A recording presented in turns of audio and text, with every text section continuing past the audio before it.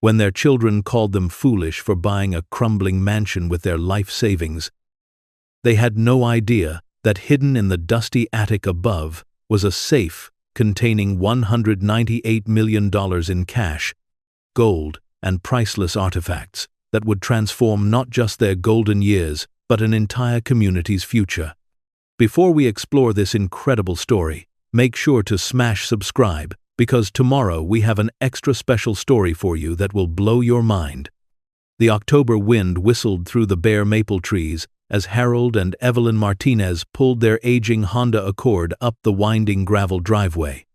The engine made that familiar grinding noise it had been making for the past 6 months. The one their son, Michael, kept insisting meant they needed a new car. But Harold and Evelyn had learned to make things last. 72 years of life had taught Harold that sometimes the things that sound broken just need patience. 69 years had taught Evelyn that the most beautiful treasures often come disguised as problems nobody else wants to solve. Ahead of them loomed Rosewood Manor, a Victorian mansion that had sat abandoned for nearly 30 years. Paint peeled from its grand pillars like old skin. Broken shutters hung at odd angles, some missing entirely, leaving dark windows that stared down at them like hollow eyes. The wraparound porch sagged in places where support beams had given way to time and neglect. Weeds had claimed the once manicured gardens, creating a wild jungle where roses and ivy fought for dominance against oak saplings that had sprouted through cracked walkways. Harold turned off the engine and sat quietly for a moment, his weathered hands still gripping the steering wheel. 47 years of construction work had left his fingers permanently stained and scarred, but they were steady hands, capable hands, the kind that had built solid foundations for dozens of families over the decades. Beside him, Evelyn clutched the deed in her trembling fingers. Her gray eyes, still sharp and intelligent despite her age, traced the roofline of their new home, taking in every broken gutter, every missing shingle, every sign of the enormous task they'd just committed to undertaking. "The kids think we've lost our minds," Evelyn whispered, her voice barely audible over the wind that rustled through the overgrown hedges. Harold reached over and squeezed her hand, feeling the thin skin and the wedding ring she'd worn for 47 years. "Maybe we have," he said with a slight smile. "But it's our minds to lose." They had shocked their 3 adult children by spending their entire retirement savings, $250,000, accumulated over decades of careful budgeting and modest living, on this forgotten monument to another era. The money represented every sacrifice they'd made, every vacation they'd postponed, every luxury they'd decided they could live without. It was their security, their safety net, their insurance against the uncertainties of aging, and they just spent every penny of it on a house that most people would have condemned. Their son, Michael, the accountant, had called them dangerously irresponsible when they announced their decision during Sunday dinner 2 weeks earlier. His exact words, delivered with a kind of controlled frustration that made his jaw tighten and his voice drop to a whisper, had been, "You're 72 and 69 years old. You should be moving into a retirement community, not taking on a renovation project that would challenge someone half your age." Their daughter, Patricia, the lawyer, had been more blunt. She'd suggested they needed mental health evaluations, questioned whether they were experiencing some kind of shared delusion, and offered to contest the sale if they'd been pressured or misled by the real estate agent.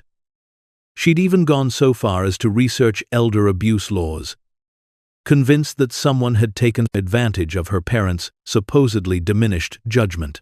Their youngest, David, the software engineer who lived in Seattle and prided himself on logical thinking and data-driven decisions, had simply hung up the phone when they told him. He'd called back an hour later to apologize, but his message had been clear. He couldn't support what he saw as financial suicide disguised as an adventure. But Harold and Evelyn saw something their children couldn't. While everyone else looked at Rosewood Manor and saw decay, expense, and an impossible restoration project, they saw possibility. They saw carved mahogany banisters that just needed polish to restore their warm glow. They saw stained glass windows that would scatter rainbows across hardwood floors once the grime was cleaned away. They saw high ceilings that would make every room feel grand and spacious. They saw a wraparound porch where they could drink coffee in the mornings and watch sunsets in the evenings. Most importantly, Johns saw home. The real estate agent, a young woman named Sarah, who couldn't have been older than 30 and who wore a perpetual expression of confusion whenever she interacted with Harold and Evelyn, met them at the mansion's front door. She'd been trying to talk them out of the purchase for weeks, ever since they'd first toured the property and made their offer within 24 hours. "Are you absolutely certain about this?" she asked one final time as she handed Harold the ornate brass keys. The inspection report listed 47 significant issues that need immediate attention. The electrical system needs to be completely rewired. The plumbing hasn't been updated since the 1950s. The roof has multiple leaks. The foundation has settling problems. And that's just the beginning. Sarah had been thorough in her attempts to dissuade them. She'd provided estimates from contractors that ranged from $60,000 to over $100,000 for necessary repairs. She'd connected them with structural engineers who'd warned about potential safety issues. She'd even arranged for them to speak with other couples who'd attempted similar restoration projects, most of whom had exceeded their budgets by hundreds of thousands of dollars before eventually abandoning their efforts. "We've never been more sure of anything," Evelyn replied firmly, her voice carrying the quiet confidence that had sustained her through decades of challenges her children knew nothing about.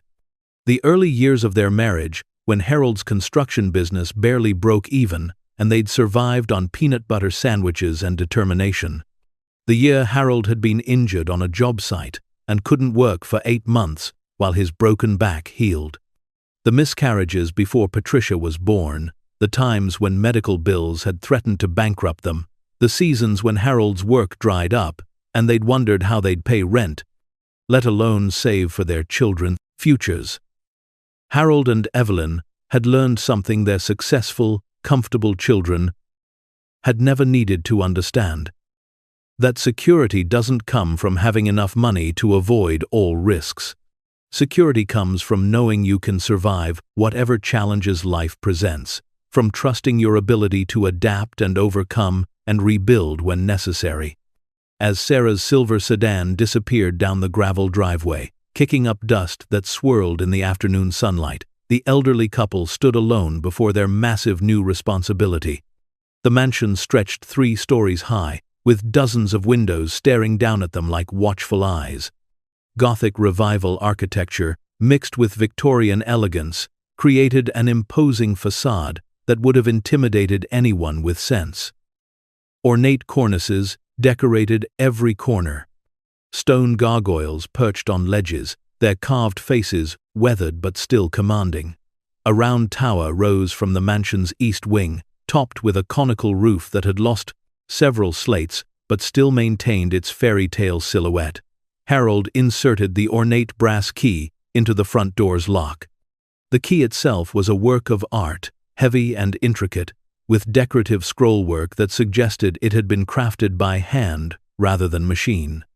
It turned with surprising ease, as if the lock had been recently maintained, despite the mansion's abandoned appearance. The heavy oak door, carved with elaborate panels depicting roses and vines, opened with a long, mournful creak that echoed through the empty halls inside. They stepped across the threshold into the grand foyer, and both of them stopped breathing for a moment. Their footsteps echoed on marble floors that were hidden beneath decades of dust, but still showed hints of the elegant black and white checkerboard pattern underneath. A crystal chandelier hung overhead, its hundreds of pieces dulled by neglect, but still magnificent in its complexity. Every teardrop crystal, every curved arm, every delicate chain spoke of an era when craftsmanship was valued over efficiency, when beauty was considered essential rather than optional. A sweeping staircase curved upward toward the mansion's upper floors, its carved wooden banisters flowing like frozen water up to a landing decorated with a massive stained glass window. Even covered with grime, the window revealed glimpses of deep blues and rich reds that promised spectacular light shows once the glass was properly cleaned.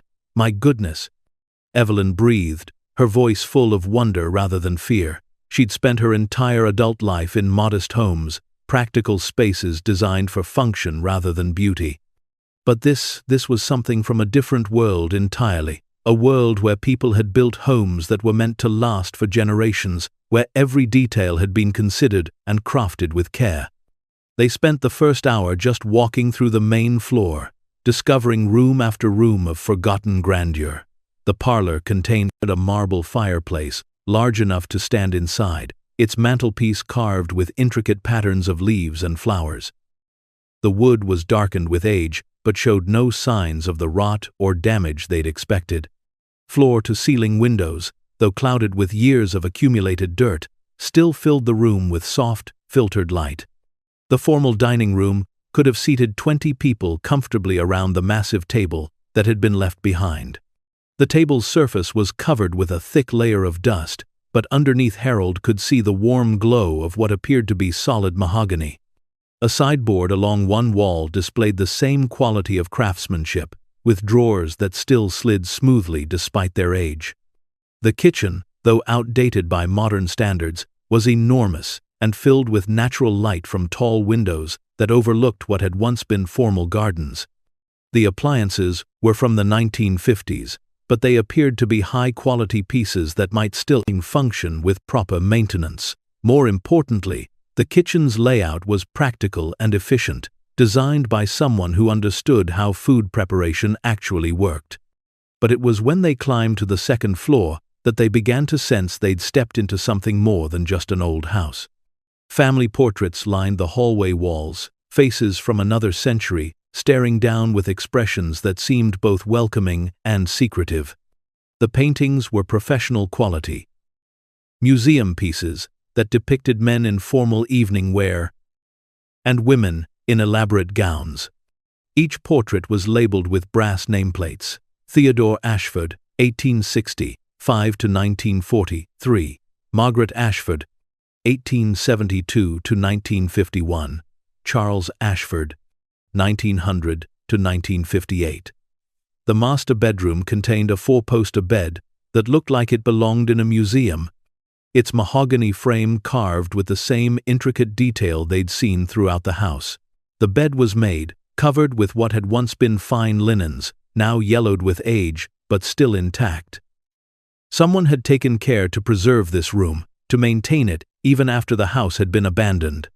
At the end of the hallway, they found a library that took their breath away. Floor-to-ceiling shelves, filled with leather-bound books, stretched from the hardwood floors to the 12-foot ceilings. Rolling ladders on brass tracks provided access to the upper shelves. Harold carefully removed one of the books and opened it, revealing pages that looked as crisp and white as if they'd been printed yesterday. Many appeared to be rare first editions, books that would be valuable in any condition, but had been preserved in near-perfect state. Who were the Ashford family? Evelyn asked, reading the nameplate on an old family portrait that showed 3 generations posed in the mansion's front parlor. Harold shrugged, but he was beginning to understand that the Ashfords hadn't been ordinary wealthy people. Everything in the house spoke of education, culture, and careful stewardship. These weren't people who'd simply bought expensive things to display their wealth. These were people who'd valued quality, beauty, and permanence.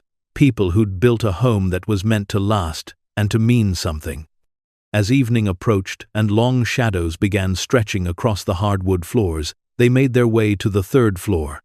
The stairs here were narrower than the grand staircase they'd climbed to reach the 2nd floor, suggesting this level had originally been designed for servants' quarters. But what they found was unexpected. The 3rd floor contained 5 spacious bedrooms, each one beautifully appointed with the same attention to detail they'd seen throughout the rest of the house. These weren't cramped servant quarters. These were comfortable family rooms, suggesting that the Ashfords had been the kind of people who treated their household staff with respect and consideration. But it was at the end of the hallway that Harold noticed something odd. The wallpaper pattern didn't quite match along one section of the wall. Upon closer examination, he could see the faint outline of what appeared to be a doorway that had been covered over with wallpaper that almost, but not quite, matched the rest of the hallway. "That's strange," Harold muttered, running his weathered fingers along the barely visible edges.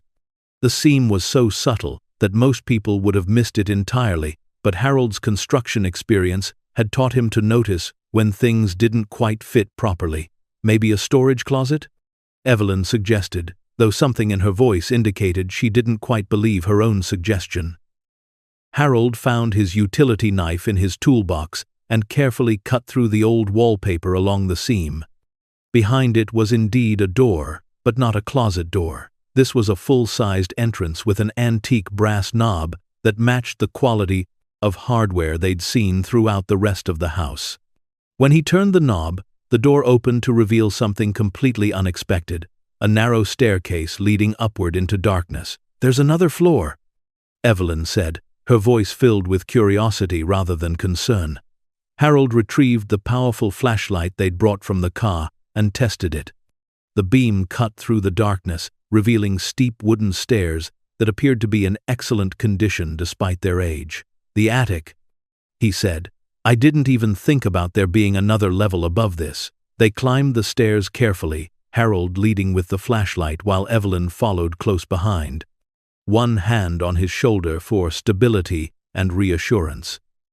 The stairs were steep but solid, built with the same attention to quality they'd found everywhere else in the mansion.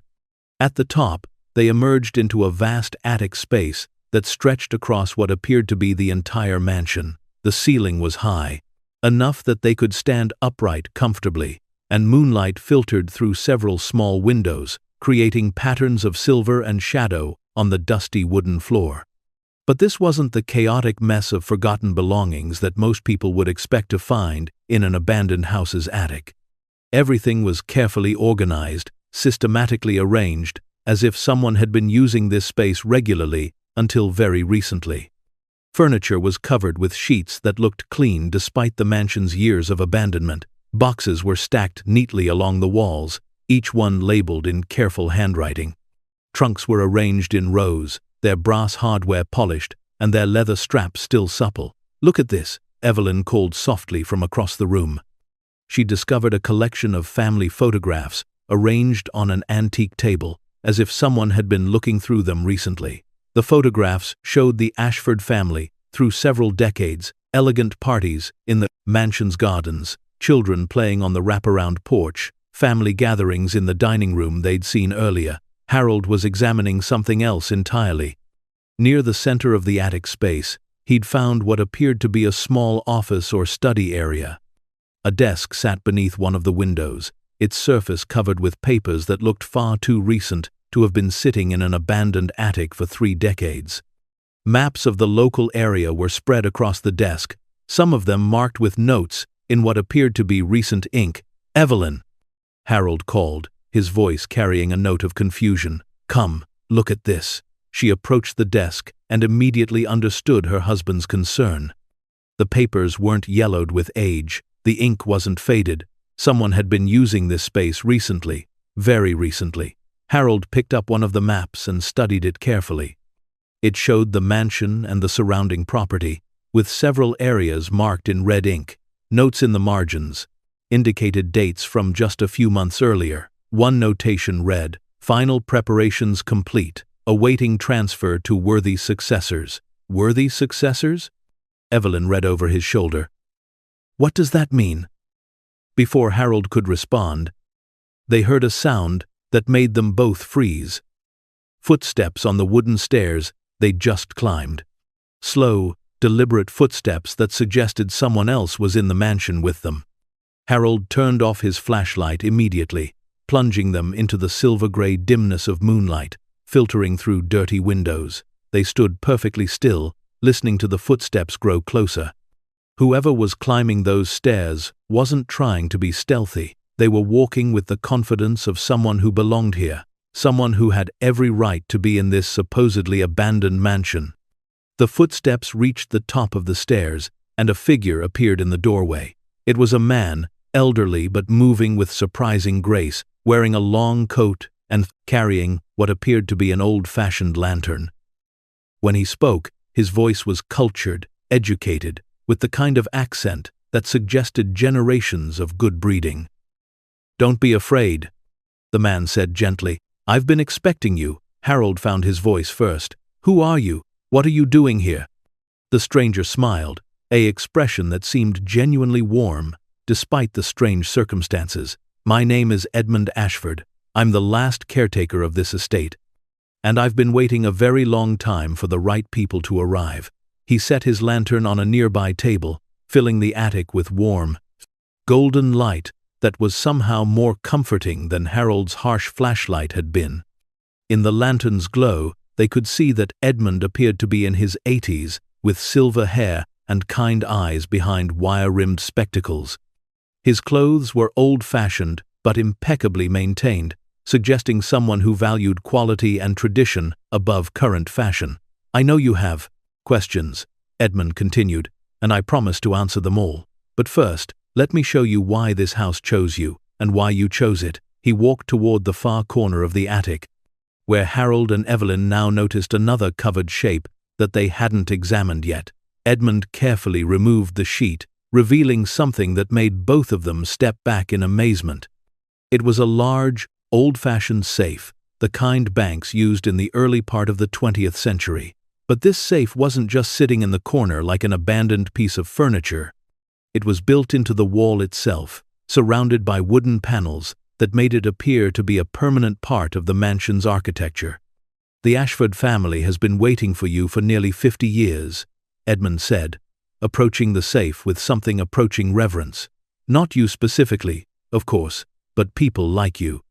People with the character and wisdom to appreciate what they've been entrusted with." Harold and Evelyn exchanged glances, both of them feeling as though they'd stepped into a dream or perhaps a story from a book. None of this seemed quite real: the hidden attic room, the mysterious caretaker, the built-in safe that looked like it belonged in a museum. Edmund noticed their confusion and smiled again. "I know this is overwhelming. When your real estate agent listed this property, she had no idea what she was actually selling. She knew only that it was an old house that had been maintained by a trust fund for decades. What she didn't know was that the trust fund was established specifically to keep this house preserved until the right buyers came along." "Right buyers?" Evelyn managed to ask. "The Ashford family believed that wealth carried responsibilities," Edmund explained, running his hand along the safe's ornate brass fittings. "They believed that true prosperity should be shared with worthy people who would use it wisely. So they created a system to ensure their legacy would eventually pass to people who demonstrated the character they valued." Harold's practical nature asserted itself despite the strangeness of the situation.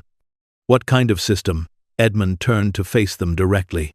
"They arranged for this house to be sold only to people of modest means, people who showed the courage to take on a challenge that others would avoid. People who looked at a broken-down mansion and saw potential rather than problems. People who were willing to commit their resources to something they believed in, even when their own families thought they were making a mistake." The words hung in the air like incense, heavy with implication. Harold and Evelyn looked at each other, beginning to understand that their impulse purchase of an abandoned mansion might have been something else entirely. "The safe," Evelyn whispered. "What's in the safe?" Edmund's smile deepened. "The answer to every financial worry you've ever had. The solution to every dream you've ever postponed because you couldn't afford to pursue it. The means to help not just yourselves, but your entire community."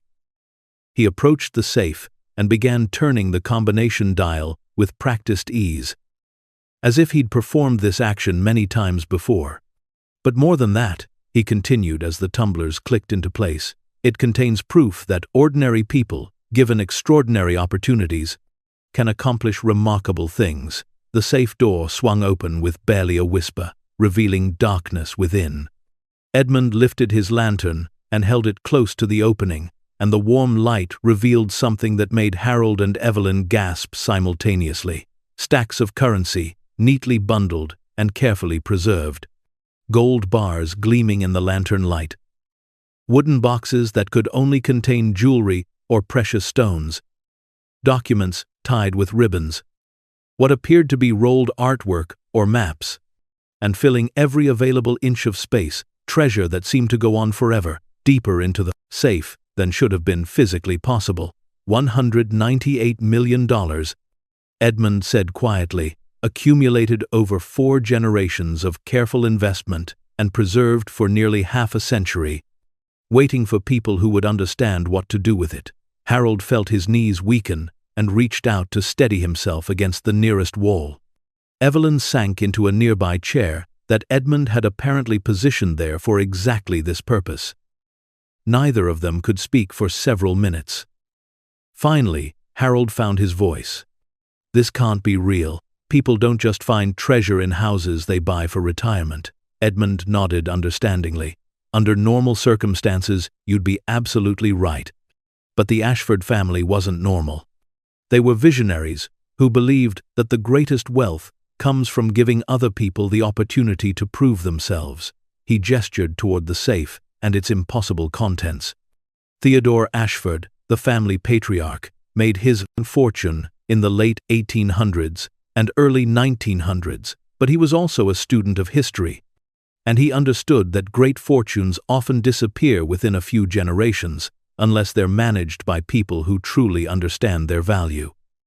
Edmund walked to the desk where Harold had found the recent maps and picked up a leather-bound journal. Theodore's plan was simple but brilliant.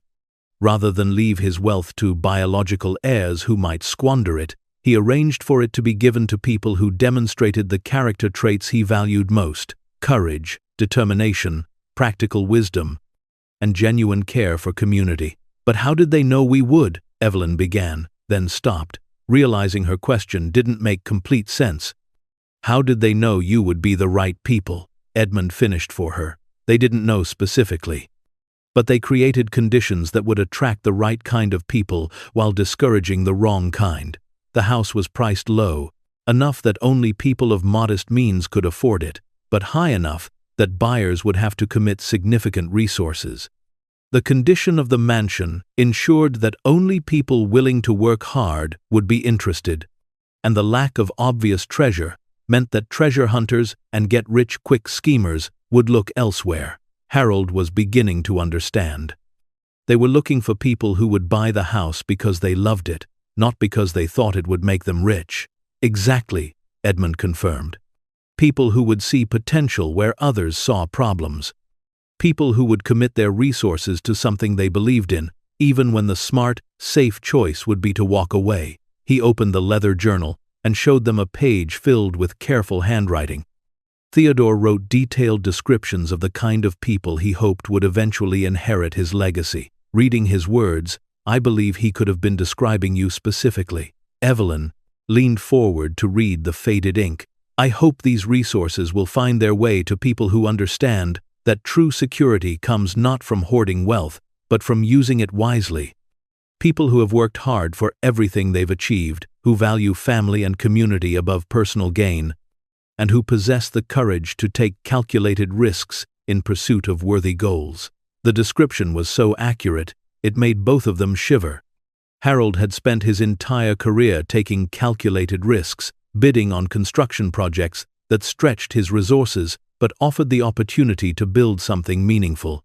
Evelyn had supported every decision, even when it meant sacrificing immediate comfort for long-term security.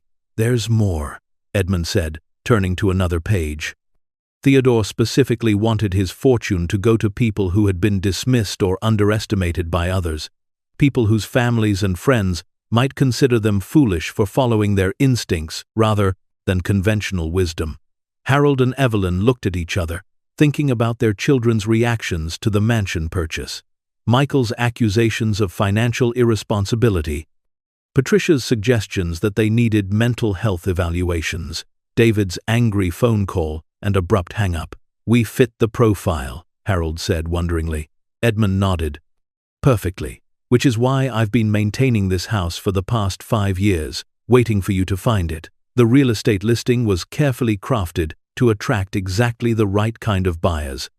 The price was set to ensure affordability for working-class families, but not so low as to suggest something was wrong.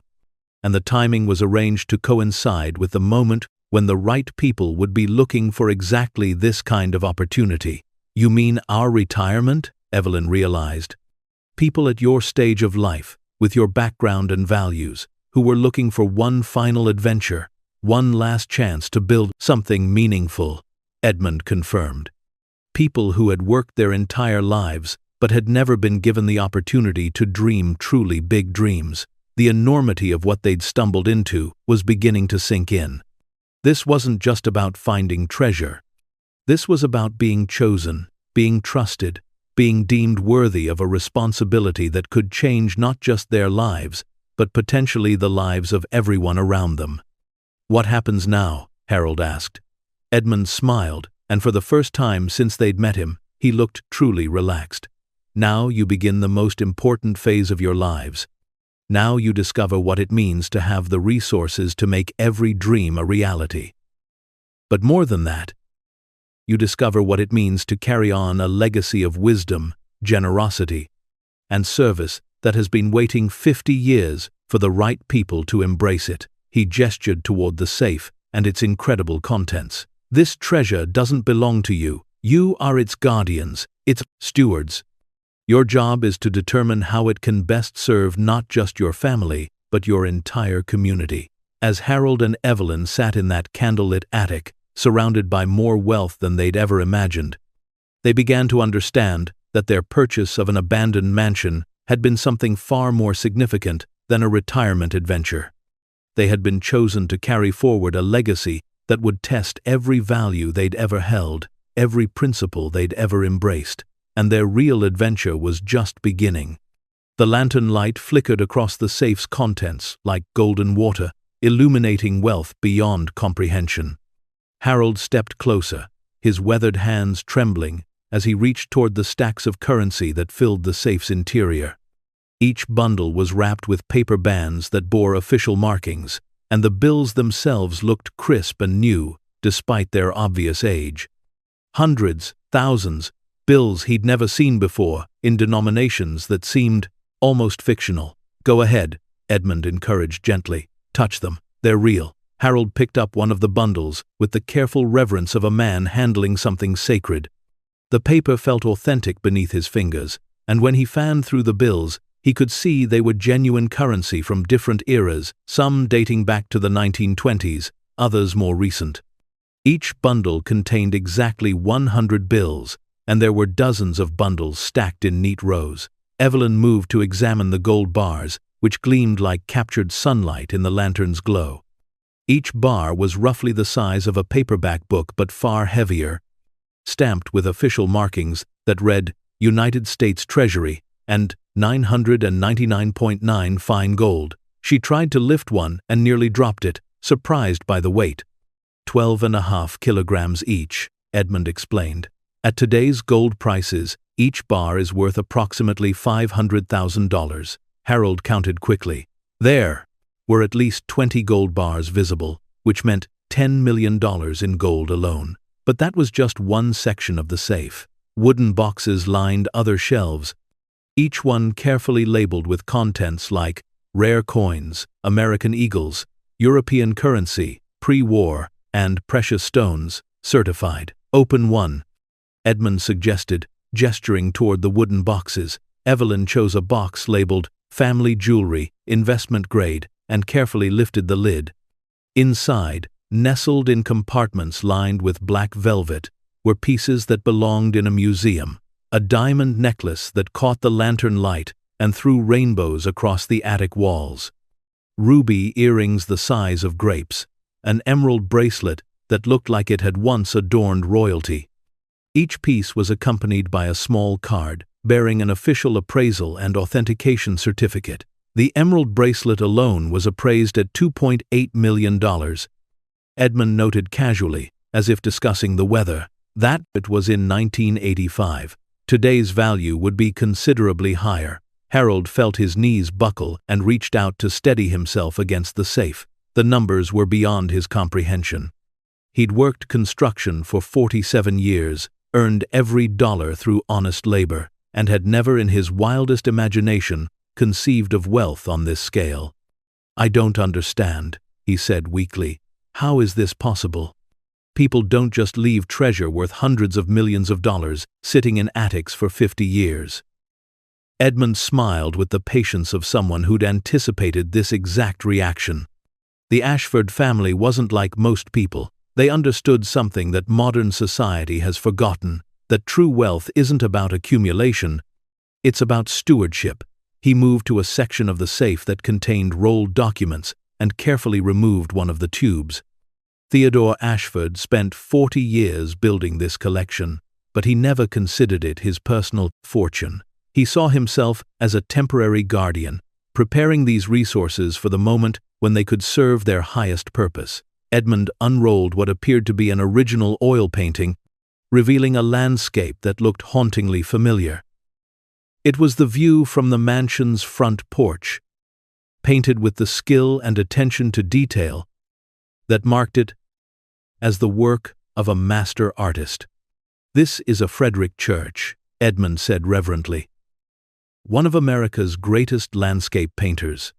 Theodore commissioned it specifically because he wanted future inheritors to understand the connection between the treasure and this place. The painting is worth approximately $15 million. Evelyn sank into a nearby chair, overwhelmed by the magnitude of what they were witnessing. "But why us? Why would anyone trust complete strangers with something like this?" Edmund carefully rolled the painting back into its protective tube before answering. "Because you're not complete strangers." Theodore studied human nature for decades, and he understood that character reveals itself through actions, not words. Every decision you made in purchasing this house demonstrated exactly the qualities he was looking for. He walked to the desk where Harold had first noticed the recent maps and opened a thick leather journal. Theodore kept detailed records of his plan, including specific criteria for identifying worthy inheritors. "Let me read you some of his notes." Edmund adjusted his wire-rimmed spectacles and began reading in Theodore's elegant handwriting. "The ideal guardians of this legacy will be people who have demonstrated fiscal responsibility through modest means rather than inherited wealth. They will show courage in pursuing opportunities that others consider too risky or impractical. Most importantly, they will have faced dismissal or ridicule from family members who consider practical wisdom less valuable than conventional success." Harold and Evelyn exchanged glances, remembering their children's harsh reactions to the mansion purchase, Michael's accusations of financial irresponsibility, Patricia's suggestions about mental health evaluations, David's angry phone call. Every criticism had unknowingly confirmed their suitability for Theodore's legacy. "There's more," Edmund continued. Theodore wrote, "I seek people who see potential where others see problems, who choose challenging restoration projects over easy comfort, and who demonstrate love for beauty and craftsmanship despite limited resources. These people will understand that this treasure is not a prize to be won, but a responsibility to be embraced." The description fit Harold and Evelyn so perfectly it seemed impossible. They had indeed chosen the challenging restoration project. They had seen potential where everyone else saw problems. And they had committed their life savings to something their own children considered foolish. "How did he know people like us would eventually find this place?" Harold asked. Edmund smiled mysteriously. Theodore didn't leave this discovery to chance. The real estate listing was carefully crafted to attract exactly the right kind of buyers. The price was set to ensure affordability for working-class families while discouraging investors who might flip the property for quick profit.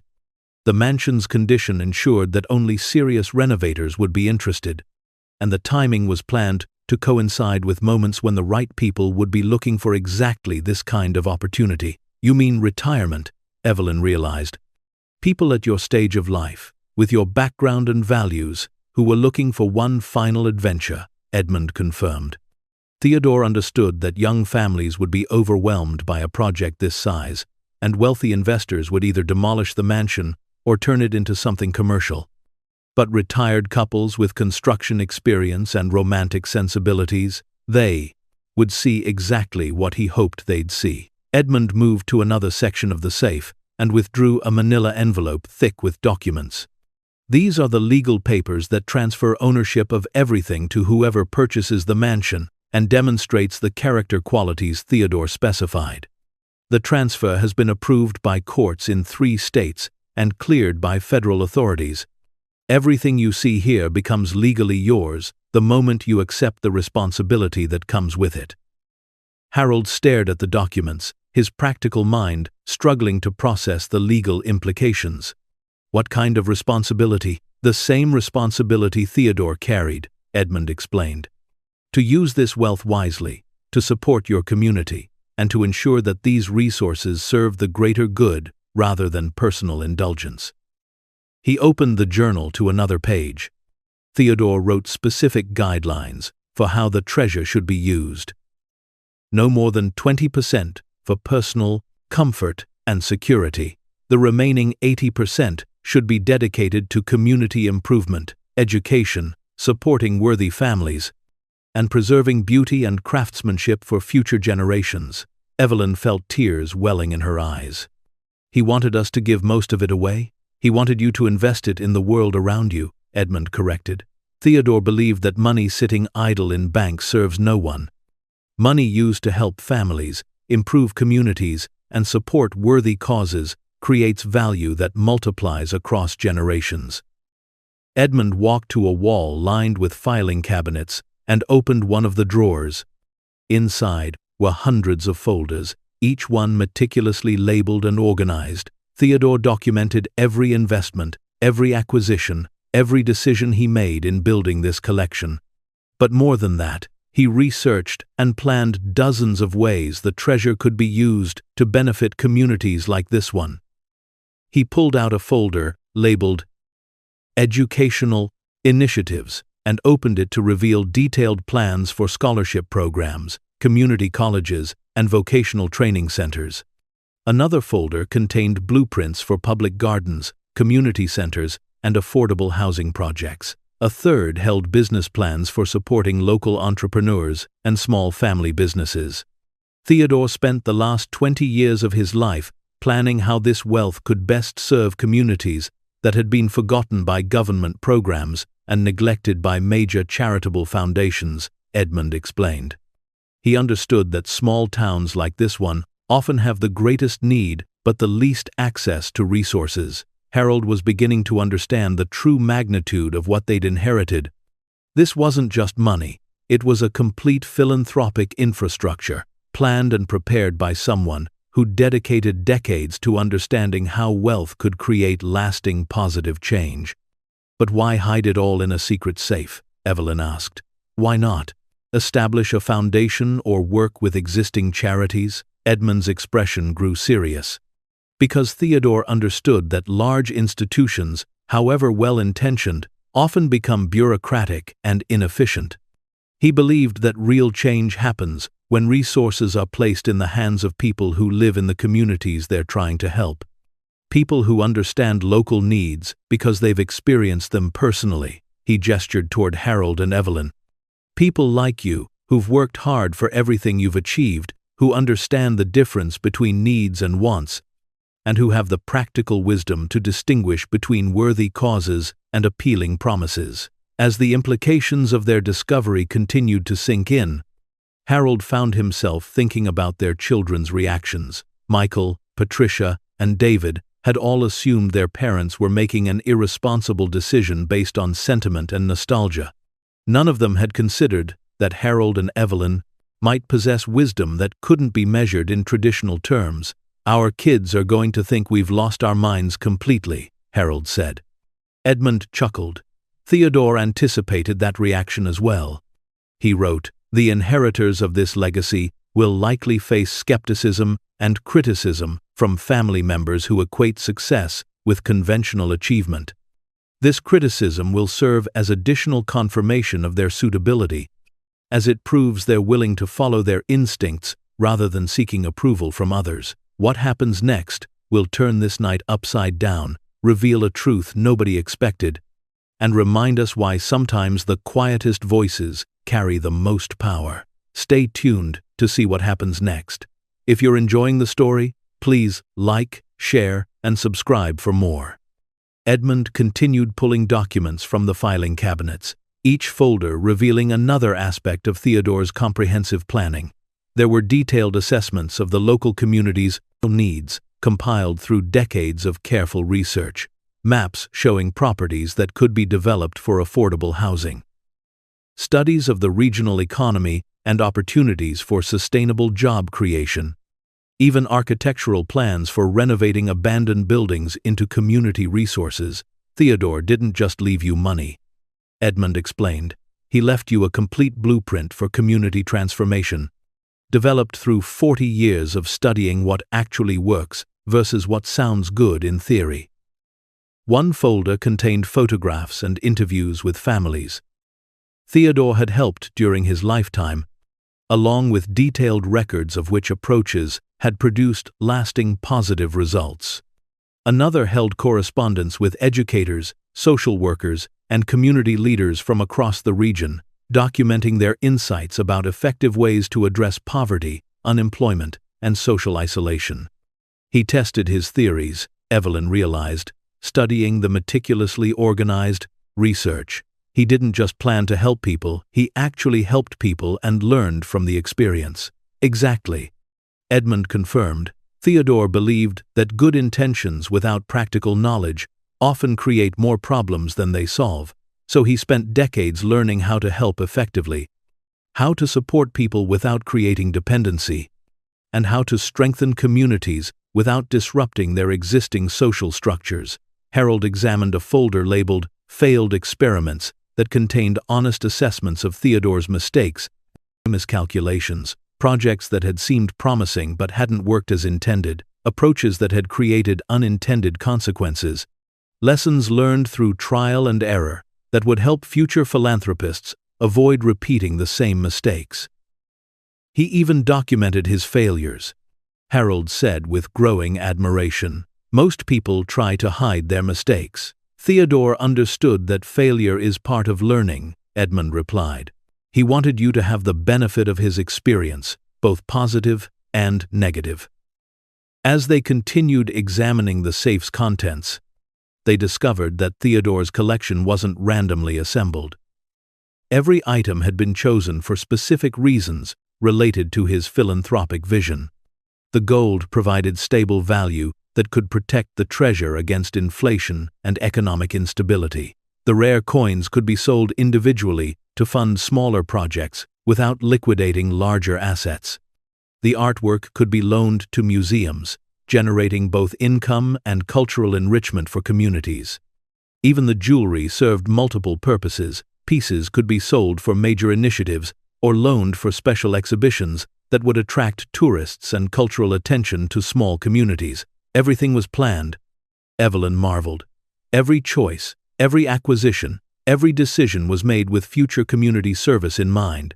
Edmund nodded. Theodore viewed himself as a steward, not an owner. He assembled this collection not for personal enjoyment, but as a tool for social improvement. They found detailed records showing how Theodore had tested his theories during his lifetime. He'd quietly funded scholarship programs and measured their long-term impact on families and communities. He'd supported small businesses and tracked which types of assistance actually helped entrepreneurs succeed. He'd invested in affordable housing projects and studied which designs created stable, sustainable neighborhoods. Look at this, Harold said, opening a folder labeled Community Garden Initiative. Inside were photographs, financial records, and detailed outcome assessments for 17 community garden projects Theodore had funded across the region. The documentation showed which gardens had thrived, which had failed, and most importantly, why. Gardens located near schools had 93% success rates, Harold read from Theodore's notes. Gardens that included senior citizen participation showed greater long-term sustainability than those focused solely on young families. Gardens that emphasized food production over ornamental plants generated more community engagement and reduced local food costs by an average of 28% per participating family. Evelyn was examining a similar folder focused on small business support. Theodore tracked every business loan he made for over 30 years, she said wonderingly. He documented which types of businesses succeeded, which types of support were most helpful, and which entrepreneurs were most likely to create jobs for other community members. The research was remarkably sophisticated. Theodore had essentially conducted a private, multi-decade study of effective philanthropy, testing theories and measuring results with the rigor of an academic researcher. But unlike academic studies, his research was entirely practical, focused on approaches that could be implemented by ordinary people with limited resources. "This is better than anything we learned in business school," Harold said, studying Theodore's methodology. He actually measured what worked, instead of just assuming good intentions would lead to good results. Edmund smiled proudly. Theodore was largely self-educated, but he understood the importance of evidence-based decision-making. He believed that helping people effectively required the same careful planning and attention to detail that successful businesses use. As the night wore on, Harold and Evelyn discovered that Theodore had thought of everything. He'd researched tax implications and established legal structures that would minimize the burden on inheritors. He'd identified attorneys, accountants, and other professionals who specialized in philanthropic work and shared his values. He'd even prepared detailed instructions for managing the practical challenges of sudden wealth, including security concerns, family dynamics, and media attention. He anticipated that inheritors would need guidance, Edmund explained, showing them a folder labeled Transition Support. Sudden wealth can be overwhelming and destructive if not handled carefully. Theodore wanted to ensure that the people he chose to receive his legacy would be equipped to manage it responsibly. The folder contained step-by-step guidance for everything from hiring security services to establishing family trusts to managing requests from charities and individuals seeking assistance. Theodore had even prepared template letters for declining funding requests, tactfully, and information about how to evaluate the credibility of organizations seeking support. He protected us from problems we don't even know we're going to face yet, Evelyn realized. Theodore understood that wealth brings challenges as well as opportunities, Edmund confirmed. He wanted to ensure that his inheritors could focus on doing good rather than struggling with the complications of managing extraordinary resources. Perhaps most remarkably, they discovered that Theodore had established ongoing support systems for inheritors. A network of trusted advisors, including estate attorneys, certified financial planners, and philanthropy consultants, all of whom had been briefed on Theodore's vision and were committed to helping inheritors succeed. A quarterly newsletter that had been published for 40 years, sharing updates on effective philanthropy approaches and connecting like-minded donors. Even a small foundation that could provide guidance and assistance to inheritors who needed help implementing Theodore's recommendations. "You're not alone in this," Edmund assured them. Theodore built a community of people dedicated to ensuring his legacy would be used wisely. Harold and Evelyn sat quietly in the lantern light, surrounded by more wealth than they'd ever imagined and more responsibility than they'd ever contemplated.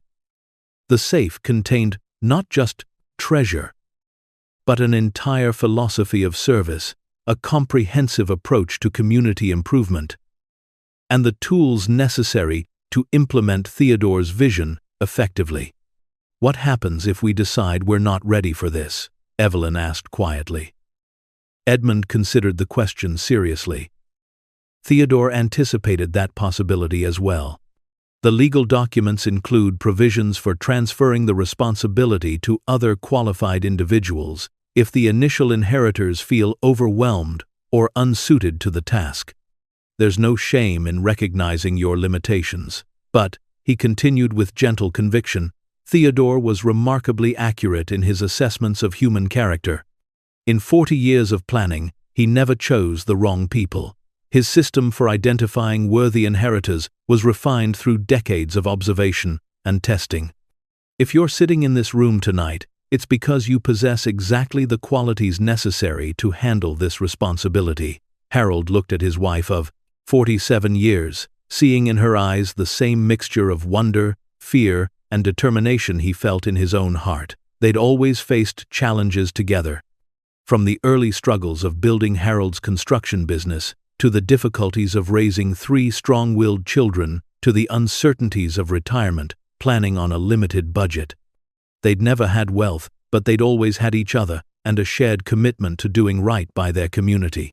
"We accept," Harold said quietly, his voice carrying the weight of a decision that would change not just their lives, but potentially the lives of countless others. Edmund's smile was radiant. "Theodore would be proud, and I believe your real adventure is just beginning." As dawn approached, they carefully secured the safe and began planning their next steps. They had inherited not just treasure, but a mission, and Harold and Evelyn Martinez, the elderly couple their children, had considered foolish for buying an abandoned mansion, were about to discover what it truly meant to have the resources to make every dream a reality. But first, they would have to tell their children that everything had changed, and that the parents they thought they knew had become something entirely different overnight. The morning sun cast long shadows across the mansion's restored front porch as Harold and Evelyn sat in their old Honda Accord, staring at Harold's cell phone. They'd been sitting there for 20 minutes, neither of them able to work up the courage to make the call that would change everything. Inside the mansion, Edmund was carefully cataloging the safe's contents with the methodical precision of someone who'd been preparing for this moment for decades. Outside, Harold and Evelyn faced a challenge that no amount of treasure could solve, telling their children that everything they thought they knew about their parents was wrong. "Maybe we should start with Patricia," Evelyn suggested quietly. "She's a lawyer. She'll understand the legal implications better than Michael or David." Harold shook his head. "Patricia will think we're being scammed. She'll drive up here with a team of investigators and try to have us declared mentally incompetent before we can explain what really happened." "David then?" "David hung up on us when we bought the house. When we tell him we found $200 million in the attic, he'll probably call the police and report that someone's taken advantage of his elderly parents." Evelyn sighed, understanding her husband's reluctance. Their children had made it clear that they considered the mansion purchase evidence of declining judgment. Telling them about finding a treasure that made them among the wealthiest people in the state would sound like the delusion of people who'd completely lost touch with reality. "Michael," Harold decided finally. "He's an accountant. He understands money. If we can convince him it's real, he can help us convince others." Harold dialed Michael's Chicago office number, knowing his son would be at work by 8:30 on a Tuesday morning. Michael answered on the second ring, his voice carrying the crisp efficiency of someone managing multiple clients and constant deadlines. "Dad, is everything okay? You never call during business hours." Harold took a deep breath. "Michael, I need you to sit down. Dad, I'm in the middle of preparing tax returns. If this is about the house again, I really don't have time to. We found something in the house, son, something that changes everything." There was a pause. Harold could hear the sound of papers being shuffled, as if Michael was trying to multitask while listening to what he assumed would be another conversation about his parents' impractical renovation project. "What kind of something?" "Money, Michael, a lot of money, hidden in a safe in the attic." Another pause, longer this time. "Dad, old houses sometimes have cash hidden in walls or floorboards. People used to distrust banks. But we're probably talking about a few $100s. Maybe a few thousand at most."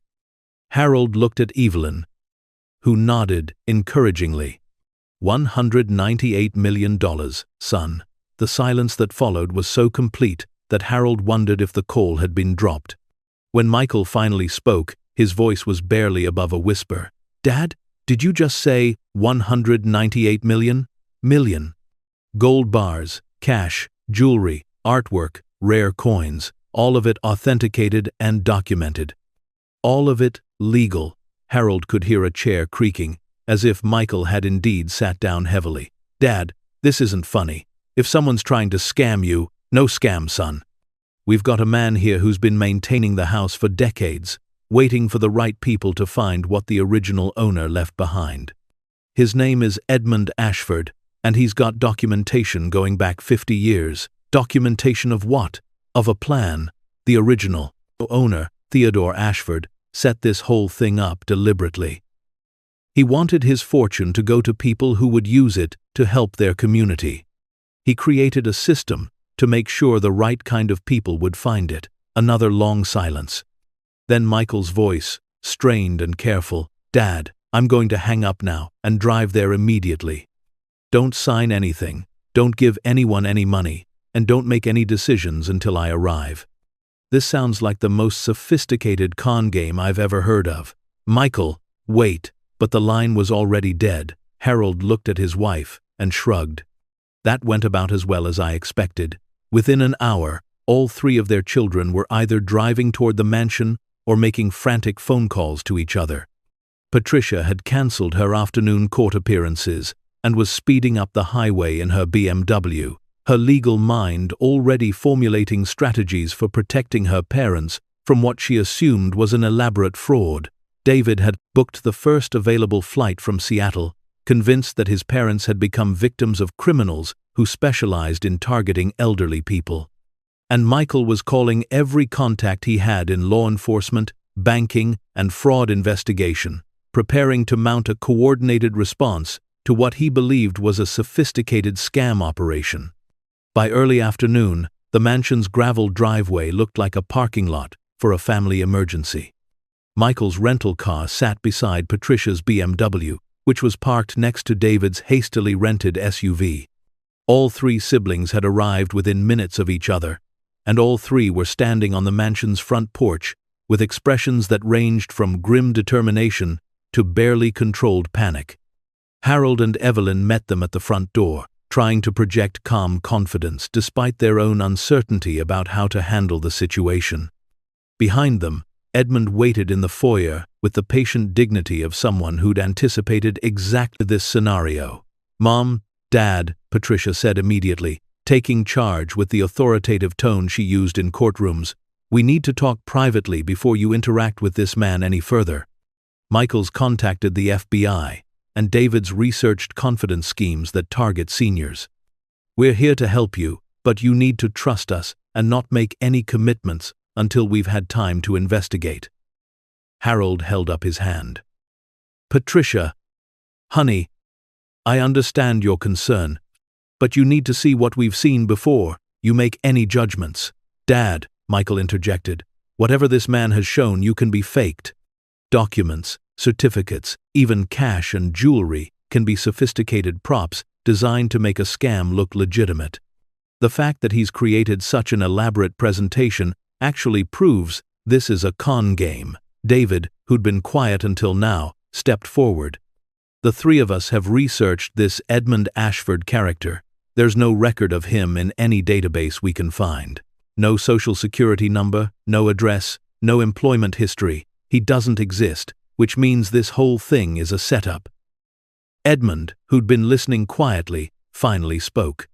"Your parents' concern for your welfare is entirely appropriate," he said with gentle dignity, "but your conclusions are based on incomplete information. Perhaps you'd like to examine the evidence before deciding it's fraudulent." Patricia's eyes narrowed.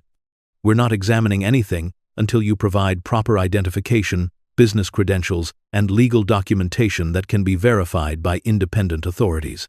"Of course," Edmund replied calmly.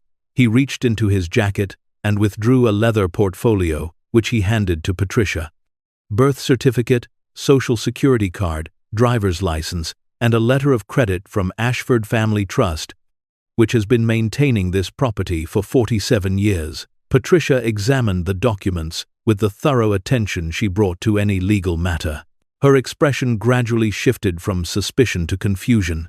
"These appear to be authentic," she admitted reluctantly. "But that doesn't explain why there's no digital record of you in modern databases."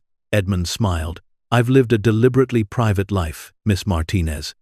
The Ashford family valued discretion, and I've maintained their traditions. But I assure you, I'm quite real, as is the legacy I've been entrusted to protect." Michael stepped forward. Even if you're legitimate, that doesn't mean this treasure story is real. People can create elaborate hoaxes without being criminals themselves. Maybe you genuinely believe what you're saying, but that doesn't make it true. Then perhaps, Edmund suggested, you'd like to see the safe for yourselves. The next hour transformed everything. Harold and Evelyn led their 3 children up the hidden staircase to the secret attic room, where Edmund once again opened the massive safe. The lantern light revealed the same impossible wealth that had overwhelmed Harold and Evelyn the night before. Stacks of currency, gleaming gold bars, jewelry that belonged in museums, and artwork by master painters. Michael, the accountant who'd spent his career dealing with financial documents, was the first to accept that what they were seeing was genuine. He examined the currency bundles, tested the weight of the gold bars, and reviewed the authentication certificates with growing amazement. "This is real," he said quietly, his voice filled with awe and disbelief.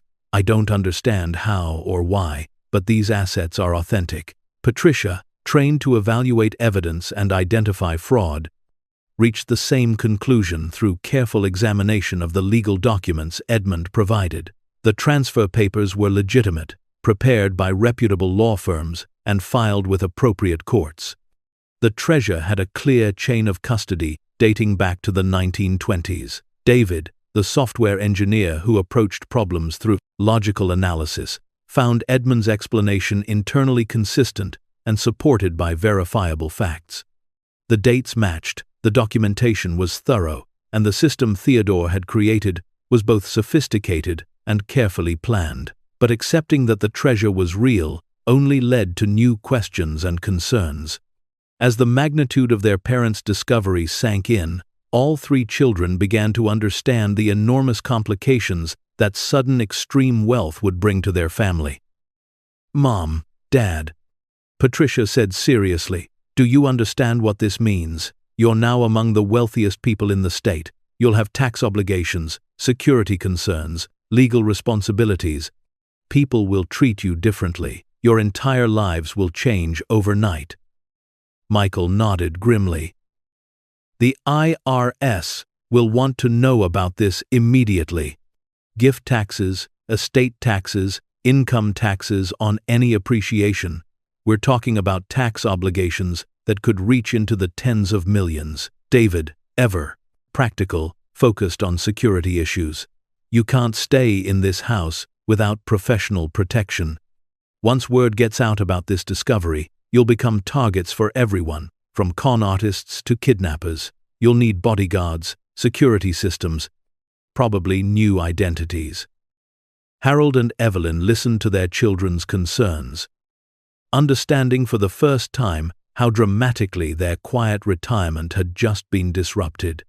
They'd been so focused on the wonder of the discovery and the responsibility of Theodore's legacy that they hadn't fully considered the practical challenges of managing extraordinary wealth. Edmund anticipated these concerns, Evelyn said quietly. "He's prepared guidance for handling all of these issues." Edmund nodded and retrieved another folder from his collection of documents. Theodore understood that sudden wealth creates challenges as well as opportunities. He prepared comprehensive instructions for managing the transition safely and legally. The W.U. folder contained contact information for attorneys who specialized in sudden wealth management, accountants who understood large estate taxation, and security firms that provided discreet protection for high net worth individuals. More importantly, it contained step-by-step guidance for maintaining privacy, managing family dynamics, and avoiding the common mistakes that destroyed families who couldn't handle sudden fortune. Theodore studied what happened to lottery winners, inheritance recipients, and other people who acquired sudden wealth. Edmund explained. He identified the most common problems and developed strategies for avoiding them. Over the following hours, as Edmund walked the family through Theodore's comprehensive planning, they began to understand that they weren't facing these challenges alone. Theodore had anticipated every obstacle they would encounter and prepared solutions based on decades of research and observation. But even with Theodore's guidance, the practical realities of their situation were overwhelming.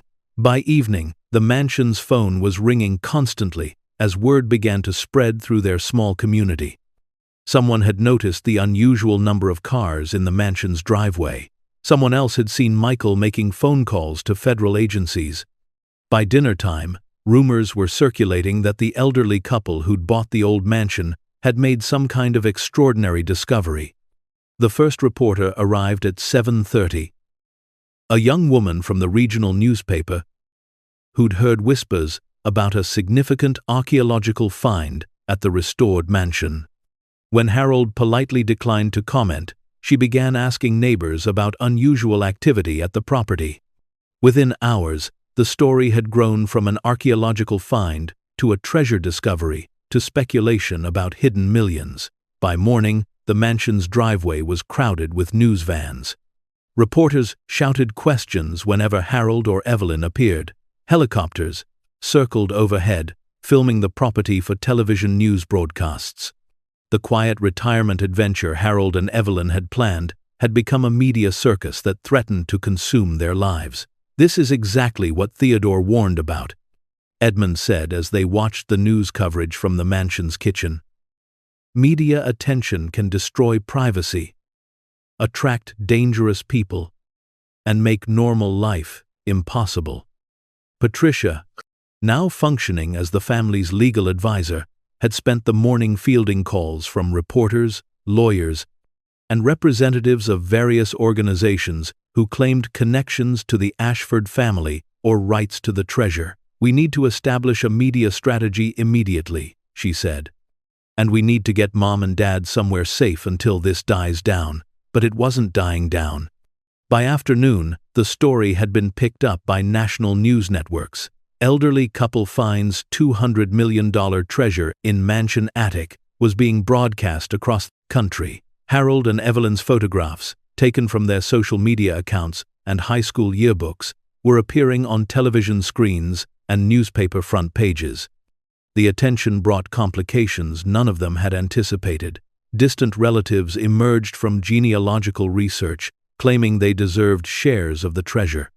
Ashford family descendants, some legitimate and some fraudulent, filed legal claims asserting their rights to Theodore's estate. The state government began investigating whether the treasure should be considered abandoned property belonging to the public. Most disturbingly, the mansion began attracting dangerous attention. Security cameras Edmund had installed captured images of people attempting to scale the property's gates after dark. Cars with out-of-state license plates were seen circling the area, their occupants taking photographs and making notes. The local sheriff's department, overwhelmed by the sudden security concerns, requested assistance from state police. "We need to leave," David said bluntly during a family meeting 3 days after the media attention began. "This place isn't safe anymore. And staying here is putting everyone at risk." Harold looked around the mansion that had been their dream home for exactly 1 week. "Where would we go?" The estate management firm Theodore recommended maintains secure properties for exactly this situation, Edmund explained. "Private residences with professional security, where families can live normally while adjusting to sudden wealth. Running away feels wrong," Evelyn said quietly. "This is our home. We bought it, we love it, and we're not going to be driven out by reporters and treasure hunters." Patricia shook her head. "Mom, this isn't about pride, it's about safety. The treasure has made you targets for people who won't hesitate to use violence to get what they want." As if summoned by her words, they heard car doors slamming outside. Through the mansion's front windows, they could see several men in dark clothing approaching the house. These weren't reporters or curiosity seekers. They moved with the purposeful coordination of people who intended to take rather than ask. Edmund immediately activated the mansion's security system, which sent alerts to local police and the private security firm Theodore had contracted decades earlier. Within minutes, sirens were approaching from multiple directions. The men outside, apparently recognizing they'd lost the element of surprise, retreated to their vehicles and disappeared into the growing dusk. "That settles it," Michael said firmly. "You're leaving tonight." By midnight, Harold and Evelyn were sitting in the back of an armored sedan, watching Rosewood Manor disappear into the darkness behind them. Edmund sat beside them, carrying a briefcase containing the most important documents from Theodore's collection. The rest of the treasure was being secured by professional asset management specialists who would ensure its safety, while the family determined their next steps. "I feel like we're abandoning everything," Evelyn said sadly as they drove through the night toward a secure compound 200 miles away. "You're protecting everything," Edmund replied gently. "Theodore's legacy, your safety, and your ability to fulfill the responsibility you've accepted. This is temporary. Once the initial media attention dies down and proper security measures are in place, you'll be able to return home." Harold stared out the window at the dark countryside passing by. A week ago, he'd been a retired construction worker, looking forward to fixing up an old mansion with his wife. Tonight, he was one of the wealthiest men in America, fleeing his home to escape treasure hunters and media attention. "Do you think we made the right choice?" he asked Edmund quietly. Edmund considered the question seriously. Theodore faced similar challenges when he first inherited his family's wealth. He wrote that the early period of adjustment was the most difficult part of his entire life. But he also wrote that learning to handle extraordinary resources responsibly was the most meaningful accomplishment of his lifetime. "How long does the adjustment take?" Theodore wrote that it took him 3 years to feel comfortable with his wealth, and 5 years to feel truly confident in his philanthropic decisions. But he also noted that the timeline depends largely on having the right support systems and maintaining focus on the legacy's true purpose. As they drove through the night toward an uncertain future, Harold and Evelyn began to understand that accepting Theodore's treasure had been only the beginning of their real challenge. Learning to live with extraordinary wealth, managing its complications, and fulfilling the responsibility it represented would require wisdom, courage, and determination they weren't sure they possessed. But they also understood that they'd been chosen for this responsibility because Theodore believed they could handle it. Somewhere in the darkness ahead lay the opportunity to prove him right, to demonstrate that ordinary people could manage extraordinary resources wisely, and to show their children and the world that character matters more than credentials when it comes to handling the greatest challenges life can present. The armored sedan carried them toward a secure compound where they would spend the next several months learning to be philanthropists, community leaders, and guardians of a legacy that could transform countless lives. Behind them, Rosewood Manor stood empty but protected, waiting for their return. And in safe deposit boxes and secure facilities across 3 states, Theodore's carefully assembled treasure waited to be transformed from hidden wealth into active service. Harold and Evelyn Martinez, the elderly couple who'd been mocked for buying an abandoned mansion, were about to discover what it truly meant to have the power to change the world. But first, they had to learn how to survive having that power without letting it change them beyond recognition. The real test of Theodore's faith in them was just beginning. The morning sun filtered through bulletproof glass as Harold and Evelyn sat in the dining room of Whitmore Estate, a secure compound nestled in the mountains 200 miles from their beloved Rosewood Manor. For 3 months, this had been their temporary home while they learned to navigate the complexities of extraordinary wealth. The estate's Georgian architecture and manicured gardens were beautiful, but they weren't home. Every morning, Evelyn would stand at the window and look toward the distant horizon, wondering when they'd be able to return to the mansion that had changed their lives. Harold spread Theodore's comprehensive philanthropic guidelines across the mahogany table, documents he'd studied so thoroughly he could recite them from memory. Beside them lay modern reports from the team of advisors Edmund had assembled: tax attorneys, security specialists, investment managers, and community development experts. After 90 days of intensive education, Harold and Evelyn were finally ready to begin implementing Theodore's vision. "The scholarship program should be our first initiative," Evelyn said, reviewing a proposal they'd developed with education consultants. Theodore's research showed that educational support creates the most lasting positive impact on communities. Harold nodded, examining financial projections that would have terrified him 6 months earlier, but now seemed manageable. 50 full scholarships per year for local students. Not just tuition, but living expenses, books, and mentoring support. Theodore's notes indicated that comprehensive assistance produces significantly better graduation rates than partial scholarships. They'd learned that effective philanthropy required the same careful planning and attention to detail that Harold had applied to construction projects throughout his career. Good intentions weren't enough. Success demanded research, measurement, and adaptive management based on real outcomes rather than hopeful assumptions. Edmund entered the dining room carrying a secure telephone and wearing an expression of barely contained excitement. "I have news from Rosewood Manor," he announced. "The security improvements are complete, and the media attention has finally subsided. You can go home whenever you're ready." Evelyn felt tears welling in her eyes. 3 months had felt like 3 years.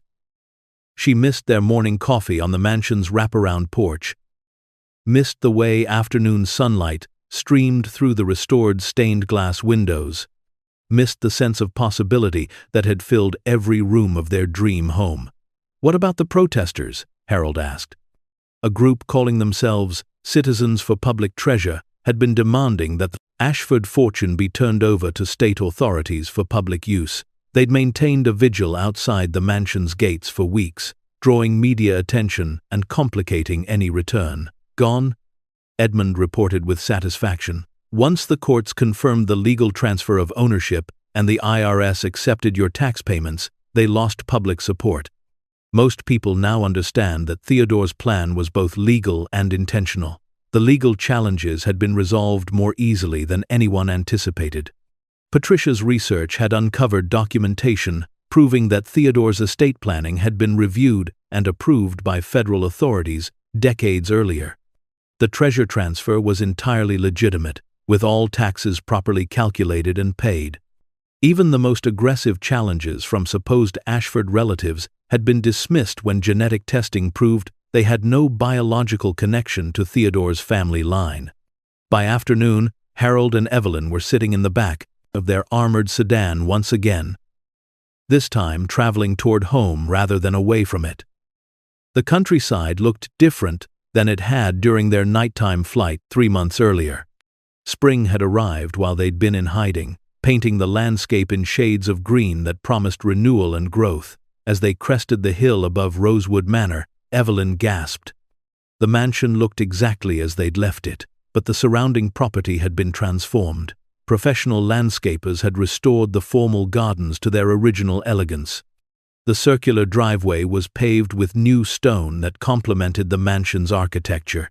Security improvements were subtle but comprehensive, sophisticated cameras disguised as decorative elements, motion sensors hidden among flowering bushes, and a guardhouse designed to look like a charming cottage near the front gate. "Welcome home," Edmund said softly as their car passed through gates that now bore a brass plaque reading Ashford Martinez Community Foundation. They'd decided during their months of planning to honor Theodore's legacy while making their ownership clear. The foundation structure would allow them to pursue philanthropic goals while maintaining legal control of both the treasure and their beloved mansion. But the most remarkable change wasn't visible from the driveway. Word of their return had spread through the community, and their neighbors had gathered to welcome them home. Cars lined the country road leading to the mansion. Families stood in clusters along the route, children holding handmade signs that read, "Welcome back and thank you." As their sedan passed, people waved and applauded, not as celebrity seekers greeting famous people, but as community members celebrating the return of neighbors they'd missed. Harold and Evelyn stepped out of their car to find themselves surrounded by genuine warmth rather than the invasive curiosity they'd feared. Mrs. Henderson, from the neighboring farm, approached with a covered casserole dish and a shy smile. "We thought you might be tired from traveling," she said simply. "This is just a little something to save you cooking tonight." Behind her, Mr. Peterson from the hardware store held a small potted plant. "Thought you might like to add this to your gardens," he said awkwardly. "It's a rose bush, seemed appropriate for Rosewood Manor." One by one, their neighbors approached with small gifts and quiet expressions of welcome. No one asked about the treasure or the media coverage or the legal complications. They simply welcomed Harold and Evelyn home as the people they'd always been, neighbors who'd chosen to invest in their community rather than flee to more comfortable circumstances. That evening, as they sat on their restored front porch, drinking coffee from their own cups and watching the sunset paint the sky in shades of gold and pink, Harold and Evelyn felt the peace they'd been missing for 3 months. They were home, they were safe, and they were ready to begin the real work of their lives. "Tomorrow we start implementing Theodore's vision," Harold said, reviewing the foundation's first-year plan. 50 scholarships, low-interest loans for local businesses, funding for the new community center, and emergency assistance for families facing medical or economic crises. Evelyn smiled, feeling energized rather than overwhelmed by the scope of their responsibilities. "And the best part is, we don't have to figure it out alone. Theodore left us everything we need to succeed." The next morning brought their first test of how much they'd learned during their 3 months of intensive education. Michael, Patricia, and David arrived together, this time not as concerned children rushing to protect their parents, but as adults who'd requested a formal meeting with the Foundation's board of directors. The family gathered in the mansion's restored library, where floor-to-ceiling shelves, lined with Theodore's rare books, created an atmosphere of dignity and scholarship. Harold and Evelyn sat behind the mahogany desk, where Theodore had once planned his philanthropic initiatives, while their children took seats in comfortable leather chairs that had been arranged in a semicircle before them. "Mom, Dad," Patricia began formally, "we owe you an apology. When you first told us about the treasure, we assumed you were being victimized or had lost your judgment. We were wrong, and we're sorry." Michael nodded seriously. "We spent the last 3 months researching everything you've been through, and we've come to understand that you've handled an impossible situation with remarkable wisdom and grace." David, who'd always been the most skeptical of the 3 children, spoke with obvious respect in his voice. "We've seen the Foundation's plans, reviewed the legal structures you've established, and studied the philanthropic strategies you've developed. This isn't the work of confused elderly people who stumbled into good fortune. This is the work of visionary leaders who've accepted enormous responsibility and prepared themselves to handle it effectively." Harold felt pride swelling in his chest, not because his children finally approved of his decisions, but because they'd taken the time to truly understand what he and Evelyn had accomplished. The treasure hadn't made them rich, it had made them stewards of something far more valuable than money.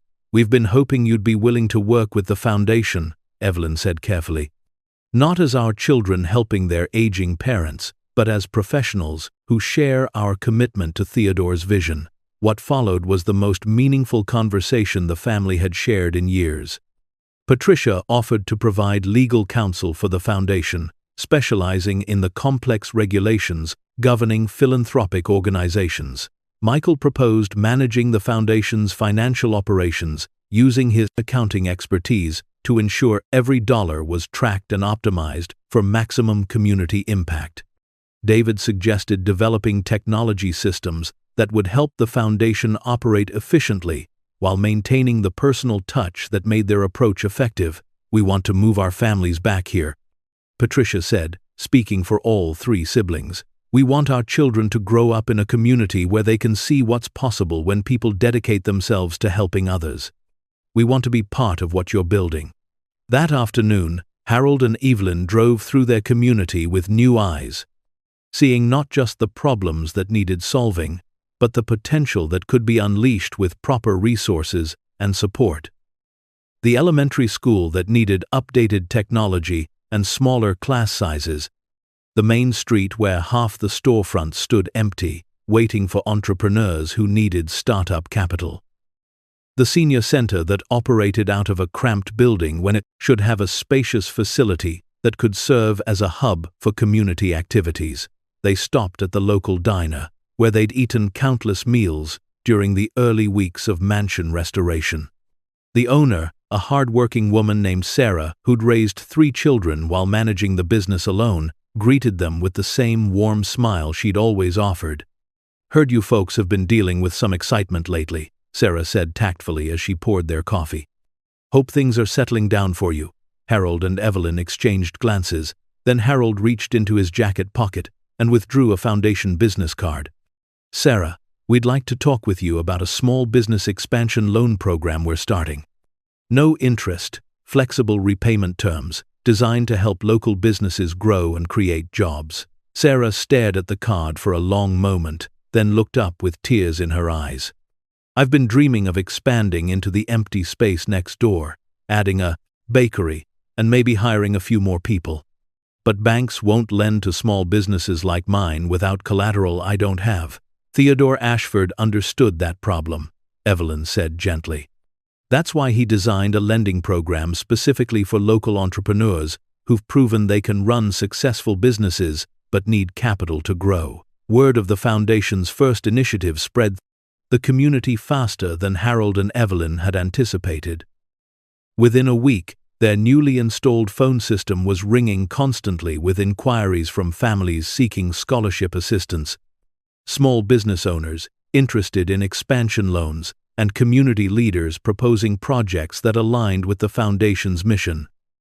But perhaps the most gratifying response came from their grandchildren. Patricia's 2 teenagers and David's elementary-age twins had initially been skeptical about moving to what they considered a boring small town. However, once they understood the scope of their grandparents' philanthropic work, they became enthusiastic supporters and valuable contributors. Patricia's daughter Emma, a high school junior with interests in environmental science, proposed establishing community gardens that would provide fresh produce for low-income families while teaching sustainable agriculture practices. David's son Marcus, a computer-savvy 10-year-old, suggested creating a technology training center where seniors could learn digital skills from young volunteers. "They're not just proud of what you've accomplished," Patricia told her parents during a family dinner in the mansion's restored dining room. "They're inspired by it. They're starting to understand that wealth isn't about what you can buy for yourself, it's about what you can make possible for others." The Foundation's first year exceeded everyone's expectations. 50 students received comprehensive scholarship support, with 48 successfully completing their first year of PLAS, college with grades that qualified them for continued assistance. 12 local businesses received expansion loans, creating 37 new jobs and increasing local tax revenue by enough to fund improvements to the community's infrastructure. The new community center opened 6 months ahead of schedule and immediately became the hub for activities ranging from senior fitness classes to youth job training programs. But the Foundation's most significant impact couldn't be measured in dollars or statistics.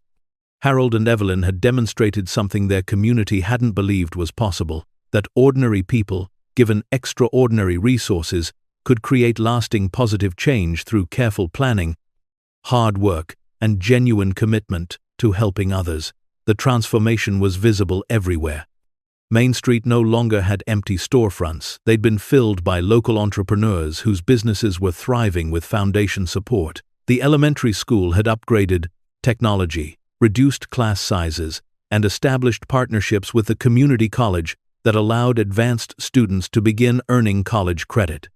The senior center had moved into a beautiful new facility that also housed job training programs, community meeting spaces, and a health clinic staffed by nurse practitioners who provided basic medical care for families who couldn't afford traditional health care.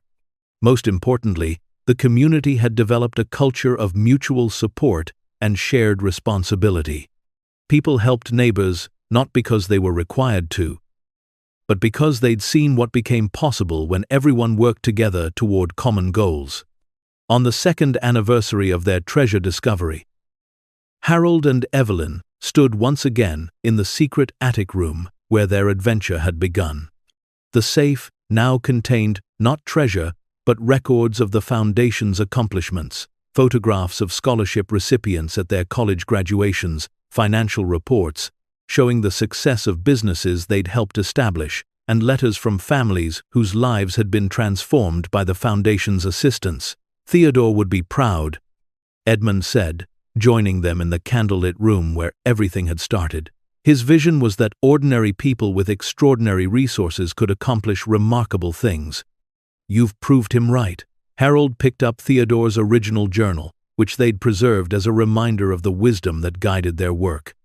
We learned something Theodore knew, but we had to discover for ourselves, that the real treasure isn't what you find, it's what you do with the courage to change, not just your own life, but the lives of everyone around you.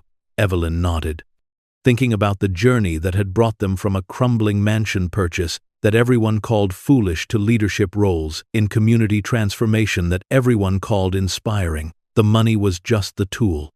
The real treasure was learning that we had the wisdom and strength to use it well. Their children had indeed moved back to the community, bringing their families and their professional skills to support the Foundation's continued growth.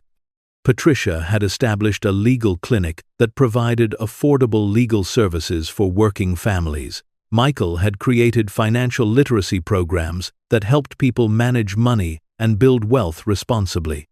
David had developed technological systems that other communities were adopting to improve their own philanthropic efforts. But perhaps the most meaningful change was in Harold and Evelyn themselves. The uncertain retirees who'd bought an abandoned mansion because they couldn't afford anything better had become confident leaders who'd learned to manage resources that could transform entire communities.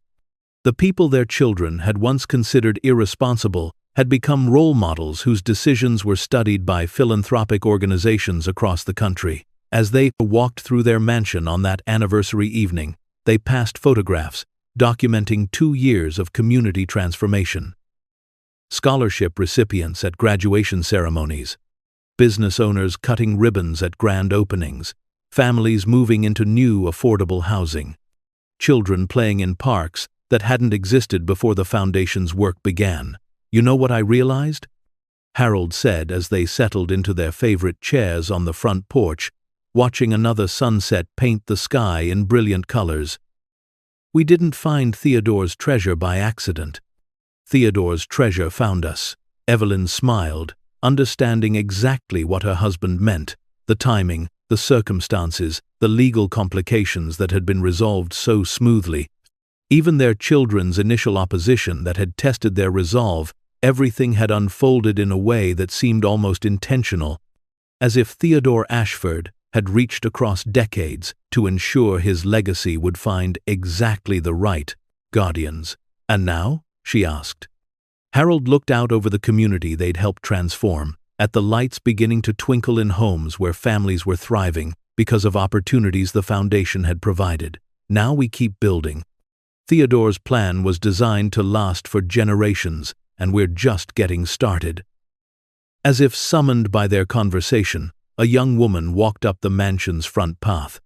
She was one of their first scholarship recipients, now graduated from college, with a degree in education and returning to teach at the elementary school where she'd once been a student.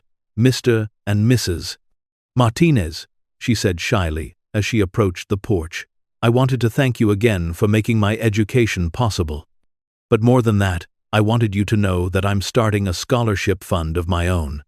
It's small now, just enough to help one student per year, but I want to continue what you've started. Harold and Evelyn exchanged glances, both of them feeling the Brent's profound satisfaction that comes from seeing dreams become reality. Theodore's vision hadn't just created one generation of philanthropy, it had inspired a culture of giving that would continue long after they were gone. That's the most wonderful news we could hear, Evelyn said warmly.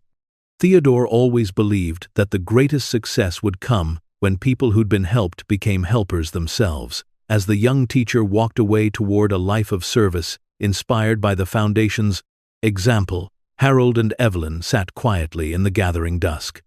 They'd learned something that couldn't be taught in schools or measured in bank accounts, that the greatest treasures aren't the ones we keep for ourselves, but the ones we share with others.